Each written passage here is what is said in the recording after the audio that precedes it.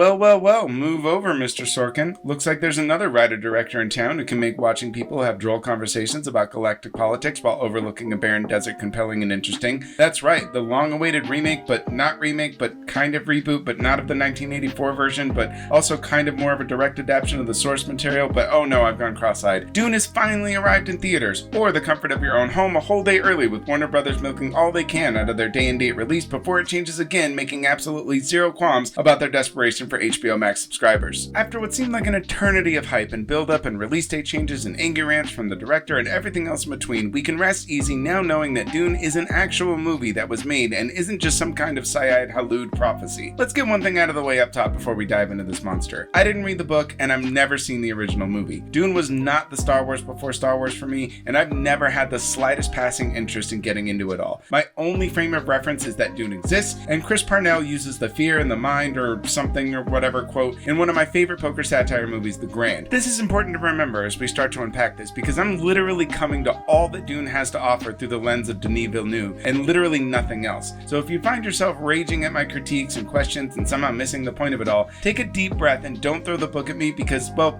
I've never read it and I'm not going to read it now. This Dune is completely new to me, and that goes for the whole and the heart of it all. So any other interpretation or material or fan fiction is completely lost on me, and I have no desire to travel down a post-Dune 2021 rabbit hole. I'm sure the books are great. Good on you for reading them. Yes, you liked Dune first. Here's your cookie. All that being said, you can take another deep breath because Dune is actually pretty damn good. Yes, even for someone who knows nothing Jon Snow about it can enjoy most of it. Directed by Denis Villeneuve, who also helmed Blade Runner 2049, as well as one of my all-time favorite films, Sicario, and written by Villeneuve, he's joined here by writers Eric Roth and John Spade. Combined, these men have written such films as Forrest Gump, Prometheus, Munich, Doctor Strange, and the upcoming Killers of the Flower Moon. Suffice it to say, the writing and directing is about as stacked as the cast, and despite some misgivings and strange narrative choices, these writers and this director pair really well together. You can actually see tinges of a number of these aforementioned films, both the good and the bad. For example, it has all the nuances and tension of, say, Munich, but also the unfounded pretentiousness of Prometheus. Dune is well directed, well written, and well acted, and while it's a visual masterpiece, its narrative and adaptive mistakes fall a little short here. To be fair, this movie is not made for an outsider. Villeneuve goes to great lengths to make a lot of assumptions, namely that you should already know what the spice is, who the Bene Gesserit are, and who Paul is, and what his visions are, and just the overall mythos and lore that permeates the entire film's premise. These are big misses because they're huge plot points in the story, and while no one can deny that Denis Villeneuve has an eye for absolutely stunning visuals, there's something to be said for heavy-handed pretentiousness over simply hand-holding exposition. I don't need you to necessarily dumb things down, but I should at least know who the hell the main character is instead of having to basically guess or have some diehard fan write a fan adaptation essay explaining it all to me. For example, Dune has a scene where Jessica tells Paul to use the voice over breakfast for a glass of water, and while visually it tries to get all mystic and mysterious on you, it never really gives viewers any inkling as to what the hell the voice actually is. The film proceeds without much more than this as a basis for explanation, leaving outsiders like myself to constantly wonder, does he have superpowers? Is he Professor X or Jesus? What is happening? And that's the struggle Dune has. Visuals are great, but without context, they become just that. Really cool looking dream sequences, and really not much else. The intergalactic space politics of Dune are handled much better, and while sure, there's a lot of gaps when it comes to who the Emperor is, or what is the Federation or Guild or houses actually are, and how they interact, and their century-old beef or whatever, it plays out a lot like Galactic Game of Thrones, and is a little bit easier to fill in the gaps and make it all make sense. I get it, there's a lot to unpack here, and you're essentially trying to establish an entire universe in part one of two long films, but just a little bit more insight into that world would have helped the film succeed through more than just how it looks, and I can't stress enough how good it looks. Seriously, the film is gorgeous, with every single shot, contextualized or not, brought to life with an extreme care and visionary direction. While the film sports an impressive all-star cast, including the easiest paycheck Zendaya has ever earned in her entire career, Dune belongs to Timothée Chalamet and Rebecca Ferguson. Everyone else does fine with what they're given, with Oscar Isaac, Josh Brolin, Dave Bautista, Javier Bardem, Stellan Skarsgård, and a scene-stealing Jason Momoa all bringing their A-game, but pretty much everyone with the exception of maybe Momoa are all blink and you miss them kind of characters, traded in for more Paul and Jessica and more shots of the desert than feet in a Quentin Tarantino movie. Of the two, it's Ferguson who really steals it all, with her performance in Dune demonstrating why she's one of the best and probably most criminally underrated actresses working today. She's emotive and captivating, and even though nothing about her or her character is ever explained, she still makes a strong case for the movie to be about her instead of Paul. Chalamet does fine, but he seems to be tonally imbalanced throughout, ranging from from a listless, dead-behind-the-eyes robot to fully emotive and interesting without warning, as if someone turned on the emote switch on the back of his robot face.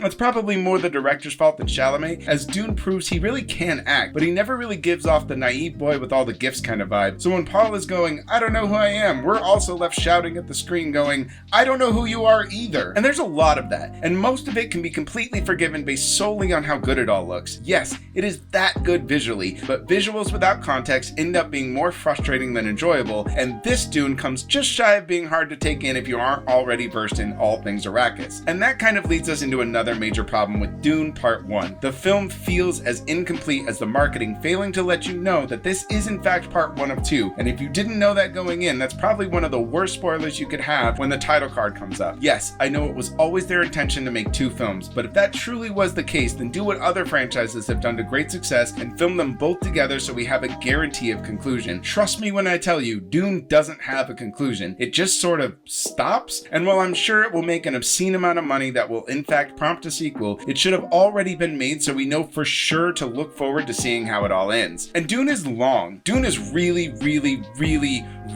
long. So if you're the type that usually has to pee during a film, I'd recommend going before the film begins and don't drink water during. I guess for a film this long, we should be rewarded with some kind of ending even if there's more to come. Take Lord of the Rings for example. Fellowship of the Ring may be the first of a trilogy, but it is a story within a larger story and it feels conclusive even though we know we aren't even close to being done with the adventures of Frodo and Sam. It's a chapter in a larger story, and Dune makes the mistake of not even feeling conclusive for its own chapter or part, which leaves an outsider like me wanting and not in a good kind of way. Also, Dune comes to a screeching halt around the start of the third act. I mean like Moses wandering through the desert for 40 years kind of slow. So just kind of be prepared for practically nothing to happen after a lot happens and know there's simply no end to whatever's being presented. I scattered these out a bit, but let's do a speed round on the good to bring it all home. Ferguson is the MVP as Jessica, and she's absolutely wonderful. Momoa, toned down to be an actual human and not a manfish character, is perfect, and he needs to do a lot more of that. Villeneuve is easily one of the best visual directors of his time, and we don't deserve his eye for capturing beauty on screen. Everything looks great despite its length, and misrepresentation of some of the narrative nuances for the first 2 hours whisked by with some really solid pacing. The costumes are great, the set pieces are stunning, the practical effects are expertly done, and overall, it's a really beautiful movie-going experience. Look, I'm probably the wrong person to ask about how I felt about Dune because this is the only Dune I know, so I guess I can say this. If you're a fan of the series, I think you'll probably be over the moon about this one. If you're going in completely blind and still want to see what all the hype is about, I would recommend,